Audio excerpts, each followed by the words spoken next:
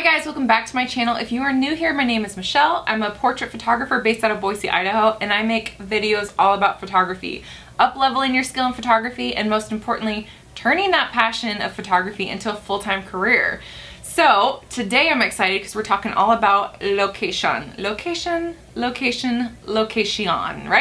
Locations are so important, and I'm talking about what I look for, what gets my stamp of approval. And I just thank you for being here and clicking on today's video. And because I appreciate your time so much and just watching this video, I have a free gift for you. So down in the description box below, there'll be a link to 3 of my favorite desktop Lightroom presets. So these are presets I created that are my go-to. You're gonna be getting one that's golden, one that's more cool for urban, and one that's a little bit more film-like with more greens and yellows in it.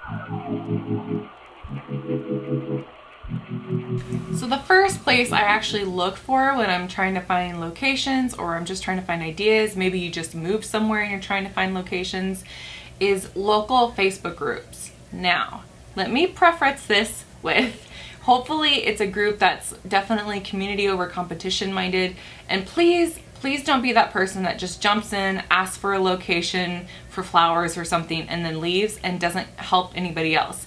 If you really want good location requests or ideas, or you want good feedback from others that are locally, you need to make sure you're also providing helpful information in there, or just encouragement, you know, being involved. You're bound to get better responses that way.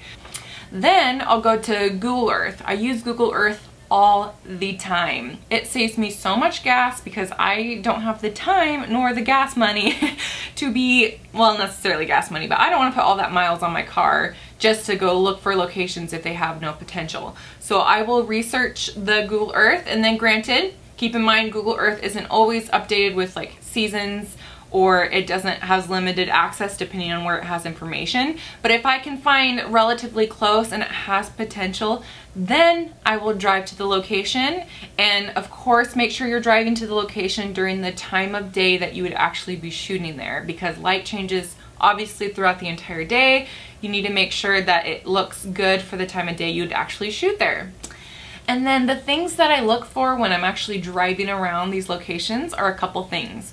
One, I always see if it has good shade, because I know if there's a good amount of shade, then I will be safe no matter what. No matter if it's super sunny, cloudy, what's going on, I know that shade will provide me beautiful, even lighting. And then the shade specifically, it needs to be thick enough where I can get somebody fully covered. So the trees need to be thick enough, or it needs to be a building or something that provides shade during the time of day that I'm going in, or where I would actually put them in the scene. And then if it has really good shade, that is number one benefit for me, just because I know that, again, no matter what, it'll be my go-to safe place. Second thing I look for is if there's a lot of neutral color reflectors, meaning not just a park with green grass. Does it have dirt roads? Is it white buildings? What colors are going to be reflected onto my subject? Because I don't want to deal with lots of color cast. Like, I love fields that have like more yellows and tan overtones versus just like green all the time, because too much green can obviously reflect back on your subject's skin, and I just don't love that. There are ways to combat that, but I mean, again, we're talking about locations and potential locations. If there's lots of rocks or stones, perfect. Like, that's what you want. Even if it's like mainly green, but the pathway on the floor, like if it's dirt or cement, then at least that will protect your subject's skin tone. So again, I look for that, make sure that looks good. And then thirdly, I kind of just make sure that there's enough variety there. For me specifically, I usually, for my senior sessions, I allow for 2 different locations for driving time. Depending on services you offer, it might change, but I don't want to be driving for most of their session.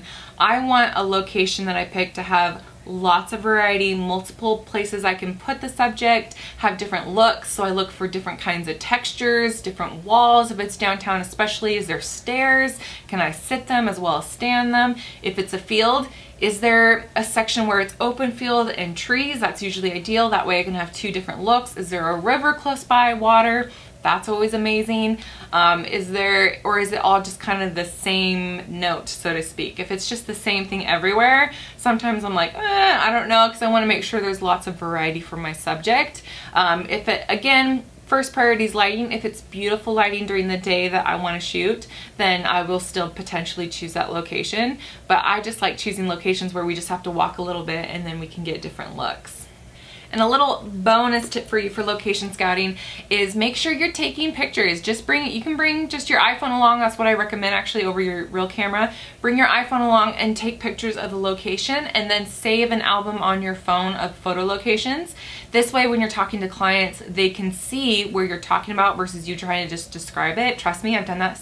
I couldn't believe how long it took me to do this, by the way. Some of you probably already do this, which is, I'm clapping for you because that is so smart.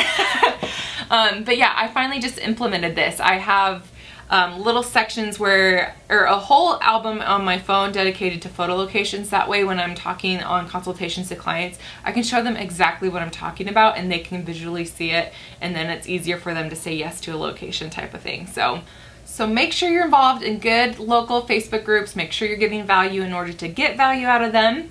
Google Earth is going to be your best friend, so you can use the satellite function, of course, and then you'll be able to see at least the start of locations. If it has potential, drive to them. When you get to the location, make sure you're going during the time of day you're photographing and look for the things we talked about. Neutral reflectors, make sure there's good shade just so you have a backup plan always no matter what the weather is. Make sure it has lots of variety, and then of course be taking pictures of the location on your phone so you can save them for later. Alright guys, what I want you to do is comment down below what your favorite location to shoot at is. Is it more urban city, downtown type of feel, or is it more country feel? What are you known for? What's your favorite place to shoot at? Let me know. I always am curious what photographers like to shoot and where they like to shoot. Alright, remember if you want to grab your free 3 Lightroom presets, they are for desktop. You can grab that in the link down below, and that's just a thank you for watching. I appreciate your time. I hope this was some valuable content for you guys. And until next time guys, I'll see you in the next one. Bye!